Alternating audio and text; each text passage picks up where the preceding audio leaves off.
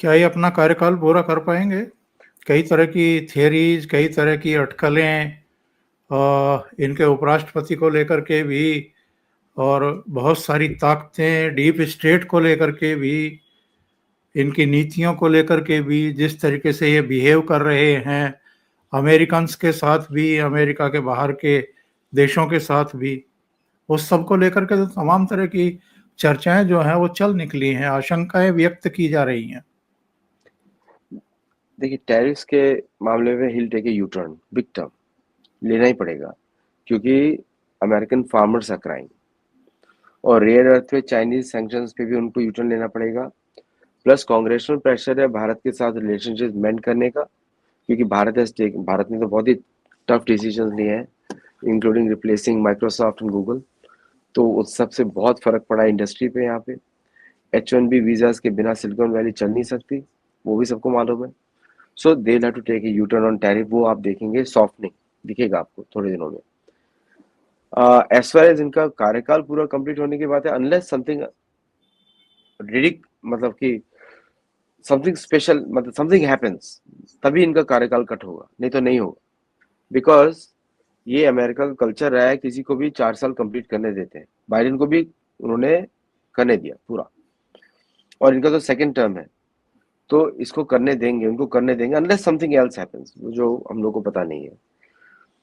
तीसरा है कि जो वॉर का जो आपने एक शुरू में जब इंट्रोड्यूस कर रहे थे तो बताया था आपने, वेनेजुएला और ब्राजील, वो एक्चुअली अभी कोलंबिया से आज सुबह उनका मैसेज भी आया ट्रूथ सोशल पे कि कोलंबिया का president is a drug Lord, जबकि वो अमेरिका के द्वारा ही अपॉइंट किया प्रेसिडेंट है, पिछले टर्म वाले ने अपॉइंट किया था। सो सो आई थिंक इंटरनेशनल प्रेशर्स में उनको एशिया से बहुत लॉस होने वाला है, और दैट्स वाई वो उनकी गवर्नमेंट और वो काफी सॉफ्टनिंग है, क्योंकि अमेरिका का major revenues doesn't come from America. Canada और मेक्सिको के साथ जो ट्रेड है वो है सिर्फ रिबाउंड, मतलब अमेरिका से प्रोडक्ट जाते हैं, वहां पे वैल्यू एडिशन होती है नहीं होती, इससे टैक्स सेविंग, नेट रेवेन्यूज नहीं है। Asia is a major source of profit for American companies. तो एशिया से अगर उनका रिलेशनशिप डिप होता है, देन अमेरिकन मतलब प्रेसिडेंट को बेंड होना ही पड़ेगा, क्योंकि यूरोप से भी उनके तरह रेवेन्यूज प्रॉफिट नहीं जितना एशिया से। और अगर हम देखें तो इनके शासन प्रशासन में, हालांकि अमेरिका के बारे में तो ये कहा जाता है कि वहाँ कानून व्यवस्था तो भगवान भरोसे है, स्कूलों में गोलियां चल जाती हैं, लोग मारे जाते हैं। ट्रंप पर भी शायद 2 अटैक हुए, एक बार गोल्फ खेलते हुए और एक बार सभा को संबोधित करते हुए। और इनके करीबी चार्ली किर्क की जिस तरीके से हत्या की गई, उसके बाद तो बिल्कुल ये पूरी दुनिया में एक मैसेज चला गया कि अमेरिका में कोई सुरक्षित नहीं है। क्या, क्यों ये सिचुएशन बनती है और ट्रंप भी अपने करीबियों की भी रक्षा नहीं कर पा रहे हैं? अमेरिका में केस हुआ था 1935 में, 36 में, सुप्रीम कोर्ट वर्सेस डेड एक केस हुआ था। तो सुप्रीम कोर्ट ने रूलिंग दी थी कि अगर दो व्यक्तियों में आर्म्ड संघर्ष चल रहा है, फाइटिंग चल रही है, then the police has the right to be an onlooker, they don't have to interfere. तो और जो सेकेंड अमेंडमेंट है अमेरिका का, गन लॉज, गन्स रखने का, वो इसलिए किया गया था कि कभी चर्च ऑफ इंग्लैंड या king of England takes back the country और रूल करता है, then the citizens have the right to organize themselves in militia and protect themselves। ये ओरिजिनल पर्पस है उस लॉ का, कि कभी द गवर्नमेंट टर्म्स रोग, रोग का मतलब यही है कि वो प्रो चर्च हो जाए। अभी वही सिचुएशन आने वाली है, तो वो that time the citizens can take up the guns and defend themselves. ये अमेरिका का लॉ है कि कोई भी ग्रुप अपने आप को मिलिशिया में ऑर्गेनाइज कर सकता है।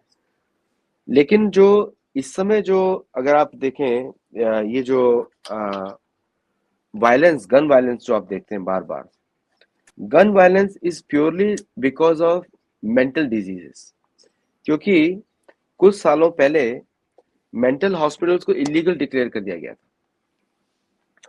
उनका मोडस ऑपरेंडी ये था कि लोग डॉक्टर्स के पास जाएं और घर में ही अपना ट्रीटमेंट लें और दवाई खाते रहें, तो उससे फार्मास्यूटिकल सेल्स बढ़ी और that has become the part of the daily diet. आपको बड़ा आश्चर्य होगा कि लोग, जैसे हम लोग सुबह नाश्ता करते हैं, यहाँ पे एक गोली लोग खा लेते हैं और फिर फर्स्ट क्वेश्चन अगर कोई पूछता है today did you take a medicine, अगर कोई एबनॉर्मली बिहेव कर रहा है, इज वेरी कॉमन।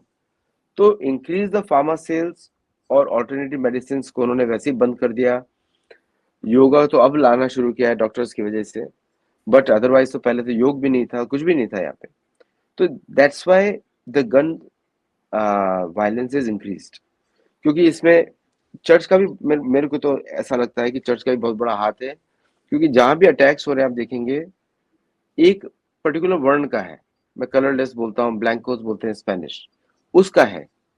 और वहां के लोग कभी गेज को मार रहे हैं, गे पब्स में फाइटिंग देखी आपने, फिर वहां पे दूसरी जगह पे फाइटिंग देखी। अब इस बार थोड़ा उल्टा भी हुआ है कि कुछ मुस्लिम कम्युनिटी के लोगों ने भी अटैक किया है। तो both sides are going on और दोनों साइड में पॉलिटिकल संरक्षण है, तो वो सारे केसेस ही गायब हो जाते हैं। जैसे आज तक किसी को पता नहीं लगा कि लास वेगस में करीब 300 लोगों को जिसने मारा था वो कौन था शूटर। होटल से शूटिंग हुई थी खिड़की से, किसी को पता नहीं लगा। चार्ली कर के शूटर के बारे में किसी को पता नहीं है, किसको पकड़ा, कौन अरेस्ट हुआ, सडनली न्यूज गायब हो गई सब कुछ। तो पूरी दुनिया ही कॉन्स्पिरेसी में चल रही है। तो दैट्स वाई किसी एक रीजन को पॉइंट आउट करना बहुत मुश्किल है। देयर 3-5 फैक्टर्स है, उसमें चर्च का भी प्रोमिनेंस है उस सेक्टर में एक्चुअली लोकली। और police can come but they will not interfere because law है उनको। If they think there is a danger to their life they will not interfere unless उनको पता होगा कि there is a national terrorism declare, terrorist है, then they will use the heavy force. और यहाँ पे पुलिस को आप तो मालूम ही है, they are almost like a military, तो वही वेपन्स होते हैं उनके पास।